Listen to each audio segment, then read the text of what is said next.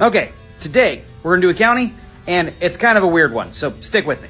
So I was looking for a county to do because, like, the past couple counties I do has been like the last one I did was have an objectively bad guy. So I was like, well, let's find one over a good guy, like a good Kansas guy, and I decided to do Harper County, named after First Sergeant Marion Harper. What makes this interesting is that this was not originally named Harper County.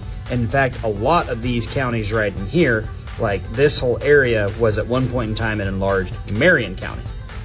And it goes through a couple of hands. It's part of an old Washington County, it's part of a Pecton County, and a bunch of counties that go defunct. Where it gets interesting is in 1873, a group of individuals decide that they're going to create a county in what's going to become Harper County, named after Sergeant Marion. However, they do so with nobody living in the county.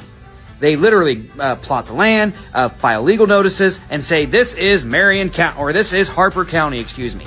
And they say there are citizens living there, and they pull the citizens from the Cincinnati Registry of People. Basically, the Cincinnati phone book before there was a phone book for Cincinnati, because phones aren't a thing there. But anyways, it was founded on fraud.